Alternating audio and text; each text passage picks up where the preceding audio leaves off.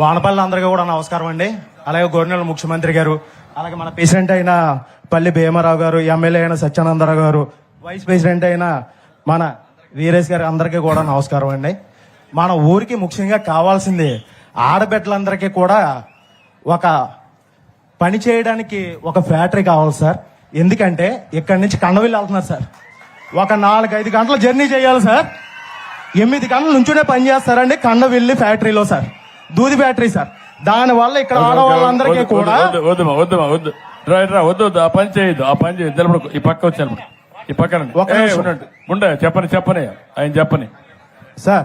చెప్తాం. ఆడవాళ్ళందరికీ కూడా సార్ ఊపిరితిత్తులో చాలా కంప్లైంట్ సార్. వీళ్ళ చెప్పడం లేదు కానీ ముసలి వాళ్ళ దగ్గర నుంచి ఇక్కడ ఉన్న అమ్మాయిలు 10th క్లాస్ చదివిన సరైన ఉద్యోగాలు లేవు సార్. ఉద్యోగాలు లేక కండవిల్లి ఫ్యాక్టరీలో నానా ఇబ్బందులు పడుతున్నారు సార్. మా ఊరు వాడవాళ్ళు కానీ కొత్తపేట, వానపల్లి గ్రామ పంచాయతీలో ఉన్న వాళ్ళందరూ కూడా నరకం అనిపిస్తున్నారు సార్.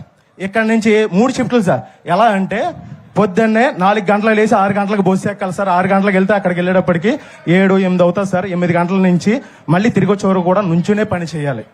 ఇక్కడ ఉన్న ఆడవాళ్ళందరూ కూడా అదే పరిస్థితి. అలాగే మా రైతన్నలు సార్, ముఖ్యంగా మా గోదావరి నియోజకవర్గానికి వెన్నుముక్క అయినటువంటి రైతన్నలందరూ కూడా గోదావరి వస్తే నిజంగా ఎంత నాశనం అవుతున్నారంటే ఏ ప్రభుత్వం ఈ 5 సంవత్సరాలు కూడా ఏ ప్రభుత్వం పట్టించుకోలేదు. వైఎస్ఆర్సీపీ ప్రభుత్వం మా గోదావరి దగ్గర నుంచి వీడియోలు మీరు చూసారో లేదో తెలియదు సార్. ఇక్కడ వరకు కూడా మునిగిపోయి నరకం అనిపించారు సార్. ఎందుకంటే మాది కిల్లికొట్ట అక్కడే సార్, ఏడుకొట్ట మీద. మా గోదావరి రైతులందరూ కూడా మా దగ్గరకు వస్తారు కాబట్టి చెప్తున్నాను. అలాగే ఇంకో విషయం, ఇక్కడ ఉన్న ఆటో యూనియన్ సార్, నా ఈ ఆటో యూనియన్ ప్రెసిడెంట్ సార్, నా పేరు రేజ్ నాయుడు. అలాగే మీరు ముఖ్యంగా ఆడవాళ్ళందరికీ కూడా ఫ్రీ బస్ పెట్టారు సార్. దానికి అభినందించాలి సార్ నిజంగా. ఎందుకంటే మామూలు విషయం కాదు సార్, అది చాలా కోట్లతో కూడుకున్న విషయం. మా ఆడవాళ్ళ అక్క చెల్లెములు అందరూ కూడా చాలా బాగుండాలని మీరు ఈ పథకం పెట్టారు సార్. అలాగే మా ఆటో యూనియన్ దగ్గర ఒక 5 లక్షల మంది సార్ తూర్పుగోదావరి జిల్లాలో. 5 లక్షల మందికి కూడా మీరు ఏదోలాగా, ఎందుకంటే మామూలుగా ఏదో 10th ఫెయిల్ అయ్యో లేకపోతే ఏదో చేసో కాదు సార్. ఖచ్చితంగా డిగ్రీ చదువుకున్న వాళ్ళు కూడా ఆటో తోలుకుంటున్నారు సార్. అలాగే ఇక్కడ జరిగిన ఒక 5 సంవత్సరాలు మీకు నరకం చూపెడతాను సార్. నిజంగా ఈ 5 సంవత్సరాలు నరకం చూపెడతాను. 5 సంవత్సరాలు నరకం చూపించారు సార్. ఏమండి, ఇక్కడ ఉన్న జనసేన కార్యకర్తలు కానీ, జనసేన అభిమానులు కానీ, తెలుగుదేశం కార్యకర్తలు కానీ, తెలుగుదేశం అభిమానులు కానీ మీరు చెప్పారు కదా సార్ అక్కడ ఎంతమంది మీద కేసులు ఉన్నాయని.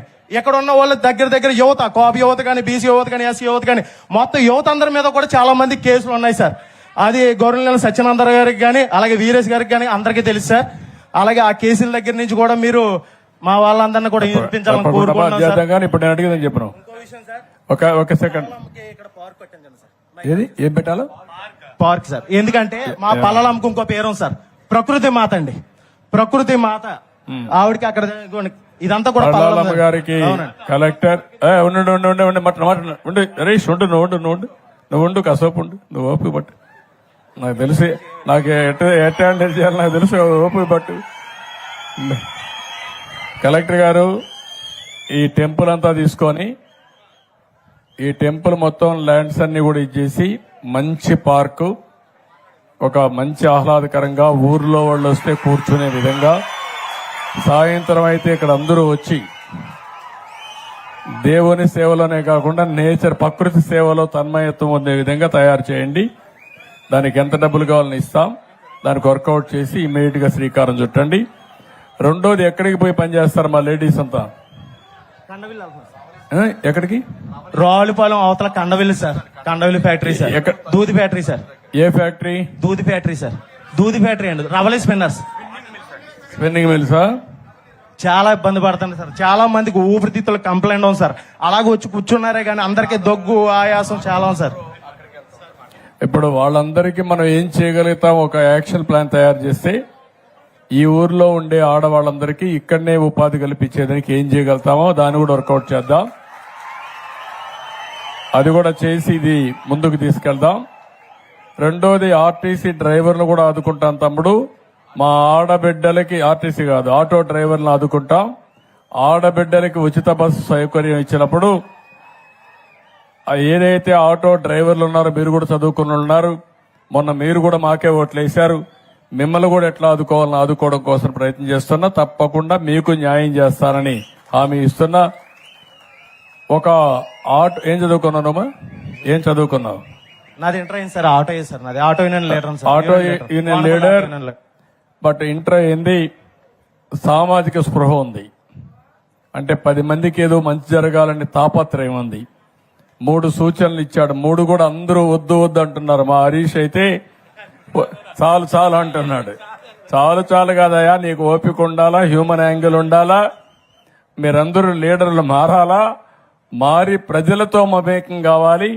5 నిమిషాలు లేట్ అయితే కొంపలేం కూలిపోగాని ప్రజలు చెప్పింది విని ఆ సమస్యను పరిష్కారం చేసే దిశగా మీరు పనిచేయాలి, అడ్మినిస్ట్రేషన్ పనిచేయాలి. మీరే కాకుండా నీ ఆటో ఏంటి తమ్ముడు, ఇప్పుడు నీ ఆటో డీజిల్ ఆటోనా లేదా పెట్రోలా? Diesel auto sir. ఇప్పుడు ఏ రోడ్లు, అన్ని మంచి రోడ్లు అనేవి లేదు సార్, ఎక్కడికక్కడ గోతుకులు మీకు తెలియదేమో సార్. మా అన్ని గోతులే. సత్యనందర గారిని అడగండి సార్. ఇప్పుడు నీ దగ్గర నేను హాస్పిటల్ తీసుకెళ్ళకుండా డెలివరీ ఇవ్వండి సార్. ఎలక్ట్రికల్ ఆటో ఇప్పిస్తే నువ్వు దాంతో తక్కువ ఇది చేసుకోగలుగుతావా? పోతుంది ఇప్పుడు, అంటే గోతులు ఎక్కువ ఉంటే. గోతులు ఎక్కువ ఉంటే ప్రాబ్లమ్స్ ఎక్కువ వస్తాయి సార్ ఎలక్ట్రిక్ ఆటో. ఇది అయిపోయి మళ్ళా నీతో మాట్లాడతాను, నీకేం చేయాలో చూస్తాను. ఓకే, నీతి నిజాయితీ సంతోషం. నేను ఆటో ఇస్తానంటే ఆటోమేటిక్ యాక్సెప్ట్ చేసేవాడు, కానీ లేదు సార్ గోతులు ఎక్కువ ఉంటాయి, ఆటో ఎలక్ట్రికల్ ఆటోకి సమస్యలు వస్తాయి, వద్దులేసారని చెప్పే పరిస్థితి వచ్చాడంటే శబాష్, ఐ రియలీ అప్రిషియేట్ హిమ్. గట్టిగా చప్పట్లు కొట్టామని నిందించండి. అలాంటి వాళ్ళు సమాజానికి అవసరం.